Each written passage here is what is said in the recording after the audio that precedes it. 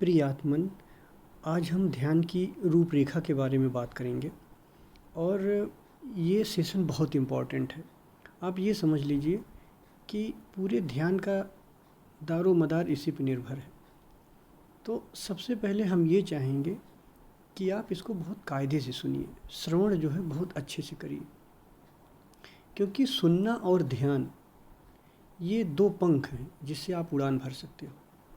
जैसे एक चिड़िया है, अगर एक चिड़िया का आप एक पंख काट दो तो वो उड़ नहीं सकती है। वैसे ही अगर आप श्रवण सही से नहीं किए, सम्यक श्रवण और ध्यान ये दो पंख हैं, इन दो पंखों से ही आप उड़ सकते हो। तो सबसे पहले आपको ठीक से सुनना है, जो मैं आपको बताना चाहता हूँ वो आपको ठीक से सुनना है। और आज हम ध्यान की पूरी रूपरेखा के बारे में चर्चा करेंगे। जैसा कि आप जानते हो, ध्यान 3 तरीके का होता है: सांस ध्यान, विचार ध्यान, आत्म ध्यान। विचार ध्यान में भी 2 तरीके का होता है, एक डीप ध्यान, एक बेसिक ध्यान। ऐसे आत्म ध्यान में भी बेसिक ध्यान और डीप ध्यान, ये 2 अलग अलग तरीके के ध्यान हैं। तो अब सबसे पहले हम आपको बताते हैं कि जब आपका सांस ध्यान पूरा हो जाता है, जैसे आप सांस ध्यान आप इस समय कर रहे हो, जब सांस ध्यान पूरा हो जाता है तो आप विचार ध्यान पे जाते हो। अब सांस ध्यान पूरा होता है, जब ध्यान का एक लेवल पूरा होता है तो आप ध्यान के दूसरे लेवल में, जब दूसरा लेवल पूरा होता है तो ध्यान के तीसरे लेवल में, तीसरा लेवल पूरा होता है तो चौथे लेवल में, ऐसे आप जाते हो। ध्यान रखना, जब एक लेवल पूरा हो जाए, जब आप दूसरे लेवल में प्रवेश करो तो पहले लेवल को छोड़ दो। जैसे आप छत पे चढ़ रहे हो, छत पे आप जा रहे हो, छत पे जाने के दौरान आप एक सीढ़ी से जब दूसरे सीढ़ी पे पैर रखते हो तो पहली सीढ़ी छोड़ देते हो। ऐसे ही तो आपको ये ध्यान रखना है कि जब आप जिस सांस ध्यान से, जब आपको मैं विचार ध्यान करवाने लगूँ, विचार ध्यान में जब बेसिक ध्यान करवाऊँगा तो आपको सांस ध्यान बिल्कुल बंद कर देना है। आप फिर विचार ध्यान करोगे। नहीं तो आप ये सोचो कि नहीं, मेरा सांस ध्यान तो बहुत अच्छा हो रहा था तो मैं सांस ध्यान बंद नहीं करूँगा और ये करता रहूँगा, तो ये गड़बड़ हो जाएगा। जैसे अगर आपको मान लीजिए दिल्ली जाना है, तो आप दिल्ली जाने के लिए आप मान लीजिए लखनऊ से आप जा रहे हैं, तो आप अपने घर से कार से गए, कार से एयरपोर्ट गए। जब आप एयरपोर्ट जाते हो तो अपने कार को छोड़ देते हो, ठीक। फिर आप फ़्लाइट पे गए, आप जब फ़्लाइट पे जाते हो तो जब दिल्ली फ़्लाइट पहुंचती है तो आप फ़्लाइट छोड़ देते हो। तो एक स्टेप को छोड़ते हो जब दूसरा स्टेप मिल जाता है, दूसरा स्टेप छोड़ते हो जब तीसरा स्टेप मिल जाता है। एक सिस्टमेटिक वे में आपको चलना है। तो अब हम सांस ध्यान से विचार ध्यान की चर्चा करते हैं। कैसे पता चलेगा सांस ध्यान पूरा हो गया है? सांस ध्यान जब आपका पूरा हो जाएगा तो आपके विचार बहुत आने लगेंगे। जब आपको ध्यान में विचार बहुत चलने लगे तब आप समझ लो कि अब सांस ध्यान लगभग पूरा हो गया है। अब हमें विचार ध्यान करना है। तो विचार ध्यान जब आप करोगे तो विचार के बारे में थोड़ी सी हम बात करते हैं कि विचार जब उत्पन्न होता है तो ये 4 रूपों में होता है। इसके विचार उत्पन्न होने के 4 अवस्थाएं होती हैं। सबसे पहले आप ये समझ लो, जैसे विचार पैदा हुआ, मान लीजिए आपके अंदर क्रोध का विचार आया। जब क्रोध का विचार आया तो आप करते क्या हो? जैसे आपके अंदर क्रोध का विचार आया तो आप 2 तरीका जानते हो। पहला तरीका, या तो आप क्रोध को किसी पे निकाल देते हो, जो आपके सामने आपसे कमज़ोर है उसके ऊपर निकाल दिए, या फिर आप उसको दमन कर लेते हो। और दोनों ही खतरनाक तरीके हैं। अगर आप क्रोध को किसी पे निकाल देते हो तो फिर ये झगड़े लड़ाइयाँ होती हैं। अगर आप उसको दमन करते हो तो कोई क्रोध अगर आप दमन कर रहे हो तो दमन के दौरान आपके शरीर में ग्रंथियाँ बन जाती हैं और ये आपके शरीर में बहुत सारी बीमारी पैदा कर देती है। जैसे बेचैनी हो रही है और उलझन आपको हो रही है, बेचैनी हो रही है। शरीर में बहुत से ऐसे विकार हैं जो दमन से पैदा होते हैं, बीमारियां हैं जो दमन से पैदा होती हैं, तो वो बीमारियां आपको हो जाती हैं। सप्रेस करते हो जब आप क्रोध को। तो अब करो क्या? आप 2 तरीका तो जानते हो, किसी पे निकाल दिए या दमन कर लिए। एक तीसरा तरीका होता है, उसको विसर्जन करने की। अब विसर्जन करने की तरीका क्या होता है कि ये क्रोध का विचार जहाँ से उत्पन्न हुआ था वहीं वापस भेज दिया जाए। तो इसके लिए ध्यान की प्रक्रिया है। तो ये ध्यान से ही संभव है। अब दूसरे लेवल का ध्यान आया, विचार ध्यान, बेसिक विचार ध्यान के बारे में हम बात कर रहे हैं। अब बेसिक विचार ध्यान में अब आप सोचो, जब कोई एक विचार उत्पन्न होता है हमारे, जैसे क्रोध का विचार आया, तो जब क्रोध का विचार आता है तो ये 4 लेवल में आता है। पहला लेवल क्या होता है कि आपके अंदर कुछ संभावना जैसी स्थिति बनी रहती है, बट आप समझ नहीं पाते हो। एक संभावना बनी रहती है कि कुछ उठने वाला है।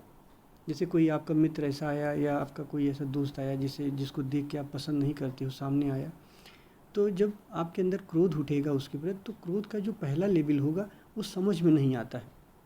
ऐसा आपको लगेगा कि कुछ आया।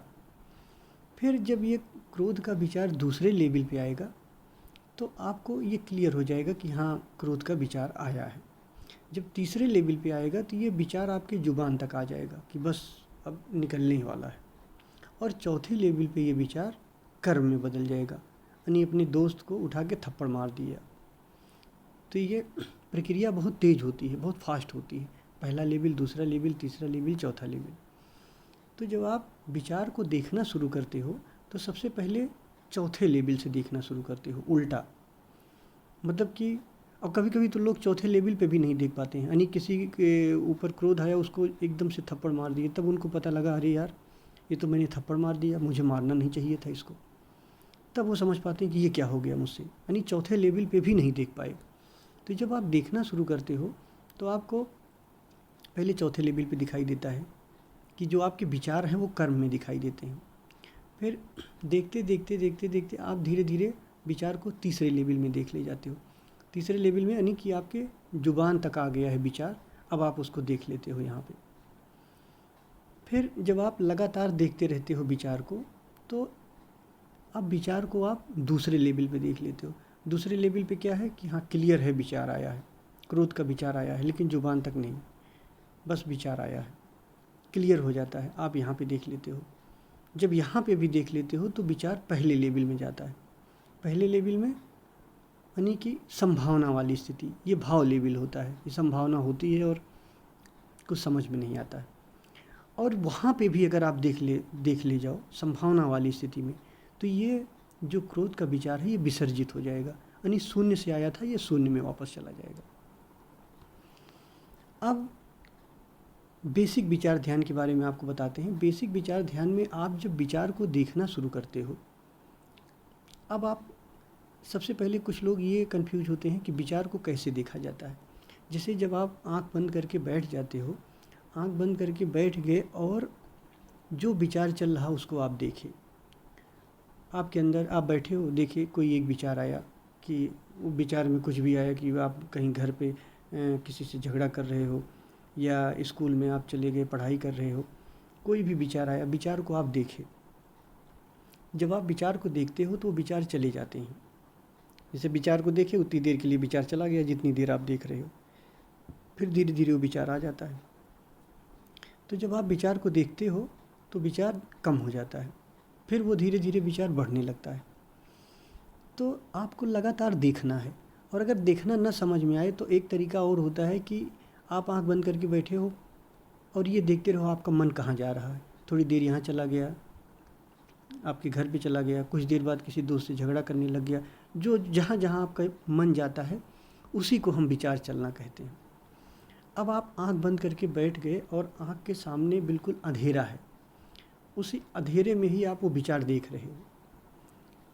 अंधेरे में आप विचार देखना शुरू कर दिए। अब विचार देखना शुरू करें, कोई एक विचार आया, फिर दूसरा विचार आया, फिर तीसरा विचार आया, फिर चौथा विचार आया, ऐसे विचार चलने लगेंगे। अब आपको क्या करना है, एक्टिवली विचार को देखना है कि यानी जो विचार आपके चल रहे हैं उसको पूरी तरह से 100% होश के साथ आप उसको देख रहे हो। तो जब आप विचार को लगातार देखते जाओगे तो आप देखोगे कि धीरे धीरे कंडीशन क्या होती है कि विचारों के बीच में गैप होने लगता है। यानी एक विचार आया, अब दूसरा विचार आने में थोड़ा टाइम लग रहा है, तीसरा विचार आने में थोड़ा टाइम लग रहा है। तो धीरे धीरे ये विचार के गैप बढ़ते जाते हैं। जब ये विचार के गैप बढ़ते जाते हैं तो आप देखते हो कि एक समय ऐसा आता है कि विचार के गैप काफ़ी बढ़ जाते हैं। जब काफ़ी विचार के गैप बढ़ जाते हैं तो अब आप डीप विचार ध्यान में प्रवेश कर जाओगे। क्यों? क्योंकि अब विचार गैप देने लग गया। यानी जो बेसिक विचार ध्यान है वहाँ आप दृष्टा तक पहुंच जाओगे। और डीप विचार ध्यान में जब आप जाओगे तो अब वो विचार गैप में आ रहे हैं, एक विचार आया, दूसरा विचार आया, तीसरा विचार आया, यानी दो विचारों के बीच में गैप हो रहा है। तो आप डीप विचार ध्यान में उस गैप में पहुंचने लगोगे और गैप भाव लेवल में ले जाएगा। धीरे धीरे आप उस भाव लेवल में चले जाओगे जो विचार चल रहे हैं, उनका भाव आएगा, फिर विचार आएगा, इस तरीके से चलेगा। फिर आप देखते ही जाओगे, देखते ही जाओगे, देखते ही जाओगे। फिर एक दिन ऐसा आएगा कि जो गैप है वो बहुत बढ़ जाएगा। जब गैप बहुत बढ़ जाएगा, लगातार गैप बढ़ता गया विचारों के बीच का, तो धीरे धीरे धीरे धीरे उस गैप पे आपका ध्यान आएगा। अब विचार को नहीं देख के आप गैप देख रहे हो। जब आप गैप देखना शुरू कर दोगे और विचारों के आने की स्पीड बहुत कम हो जाएगी, तब आप पहुंचोगे साक्षी में। उस कंडीशन में जो ध्यान का नाम होता है वो एक तरीके के साक्षी में पहुंच जाते हो। यानी जहाँ पे डीप विचार ध्यान ख़त्म होगा, जब डीप विचार ध्यान ख़त्म होता है तो वो साक्षित्व में ख़त्म होता है। मतलब बेसिक विचार ध्यान में आप दृष्टा को समझ पाते हो, और जहाँ पे डीप विचार ध्यान पूरा होता है वहाँ आप साक्षित्व को समझ पाते हो। अब ये जो विचार ध्यान है इसमें बहुत टाइम लगता है। अगर आप अच्छे से समझ रहे हो और अच्छे से कर रहे हो तो विचार ध्यान कहो 6 महीने में पूरा हो जाए, और अगर लापरवाही से कर रहे हो तो ये कहो 10 साल भी लग जाता है। सबसे ज़्यादा टाइम विचार ध्यान पे लगता है। बेसिक विचार ध्यान और डीप विचार ध्यान, इसमें बहुत टाइम लगता है। अब इसके आगे बढ़ते हैं। जब आप विचारों को देखते गए आप फिर गैप में बढ़ गए। फिर एक दिन क्या होगा कि आप विचार को तो देख रहे हो, और जैसे जैसे विचार मिटते जाएंगे, एक दिन आप देखोगे कि विचार लगभग मिट से गए। जब विचार मिट गए तो ये जो देखने वाला दृष्टा है ये भी मिट जाता है। मेरी बात समझो, जैसे विचार चल रहे थे, आपने विचार देखना शुरू किया, और जब डीप विचार ध्यान का जब एंड होने लगा तो ऐसे कंडीशन में होगा क्या कि जो विचार हैं वो लगभग नगण्य के बराबर हो जाएंगे, ना के बराबर हो जाएंगे, और धीरे धीरे वो मिटने लग जाएंगे। तो जब विचार मिटने लग जाएंगे, ये जो देख रहा है दृष्टा, देखने वाला जो दृष्टा है वो भी मिटने लग जाएगा। और जिस दिन ये विचार पूरी तरीके से मिट जाएंगे उस दिन दृष्टा भी पूरी तरीके से मिट जाता है। तो अब क्योंकि जो दृष्टा था वो दृश्य के कंपेयर में था, बगैर दृश्य के दृष्टा नहीं हो सकता है। दृश्य था तभी दृष्टा था। अब दृश्य गया और दृष्टा भी गया। जब ये दोनों चले जाते हैं तो पहली बार मुझे साक्षी का अनुभव होता है। ये जो साक्षी का अनुभव है यही आत्मा का अनुभव होता है। अब हम यहाँ पे आत्म ध्यान में प्रवेश करते हैं। यानी अब जो साक्षी है, जो साक्षी मौजूद हुआ, क्योंकि विचार मिट गया है, दृश्य मिट गया, दृष्टा मिट गया, अब जो साक्षी मौजूद हुआ वो साक्षी अब स्वयं का ध्यान करता है। अब अपना ही ध्यान करता है, अपने होने का ध्यान करता है। एक कंडीशन ऐसी आती है जब विचार मिट गया और दृष्टा मिट गया, दृश्य और दृष्टा मिट गया, सब कुछ खत्म हो गया, कुछ भी नहीं बचा, सिर्फ होना मात्र रह जाता है। फिर क्या रहता है? फिर आप रह जाते हो सिर्फ होना मात्र, बीइंग एग्जिस्टेंस जिसे हम कहते हैं, सिर्फ होना मात्र रह जाता है। अब वो होना मात्र वो साक्षी है। कहते नहीं कि आत्मा जो है साक्षी स्वरूपा है, तो वो होना मात्र एकदम रह जाता है। अब होना मात्र जब रह जाता है तो जो साक्षी है वो स्वयं का ध्यान करने लगता है, अपने होने का ध्यान करने लगता है। बीइंग एग्जिस्टेंस, मैं हूँ, अपने होने का ध्यान कर रहा है। तो जो बेसिक आत्म ध्यान है, बेसिक आत्म ध्यान में साक्षी अपने होने का ध्यान करता रहता है। थोड़ा प्रयास करना पड़ता है अपने होने का, अपने होने का, अपने होने का। फिर धीरे धीरे धीरे धीरे धीरे धीरे क्या होता है कि जब सब कुछ खत्म हो जाता है, साक्षित रह गया, सिर्फ साक्षी बचा हुआ है। जब साक्षी बचा हुआ है, अपने होने का ध्यान कर लिया और पूरी तरीके से अपना होना रह गया, तो जब डीप आत्म ध्यान में प्रवेश करने लगते हो तो ये अपना होना भी मिट जाता है। मतलब अपना होना रहेगा लेकिन इसका बोध नहीं रहेगा, अपने होने का बोध मिट जाता है। अब इसके आगे नहीं बताया जा सकता है। जब अपने होने का बोध भी मिट जाता है, उस समय आप शून्य में प्रवेश करते हो। ये शून्य में जो प्रवेश करना है, ये अंतिम घटना है। यहीं तक बताया जा सकता है बोध से। मैं आपको यहीं तक समझा सकता हूँ, लेकिन अभी आप मेरी ये बात नहीं समझोगे। जैसे जैसे आप ध्यान करोगे, अब मेरी बात आप सुन लिए, अब जब ध्यान करोगे, ध्यान का अनुभव जैसे जैसे आता जाएगा, जैसे जैसे ध्यान में आगे बढ़ते जाओगे, तो आप ये समझते चले जाओगे जो मैं अभी बताया। तो जब डीप आत्म ध्यान में प्रवेश करोगे आप, तो बेसिक आत्म ध्यान में आत्मा का अनुभव होता है। डीप आत्म ध्यान में जब आप प्रवेश करते हो, तो वहाँ परमात्मा का अनुभव होता है। थोड़ा सा डिफरेंस है, मैं यहाँ आत्मा और परमात्मा के बारे में भी थोड़ा डिफरेंस आपको बता दूँ। हालांकि ये डिफरेंस अभी हम बौद्धिक ही बता पाएंगे, क्योंकि अनुभवगत तो आप अनुभव ही करोगे।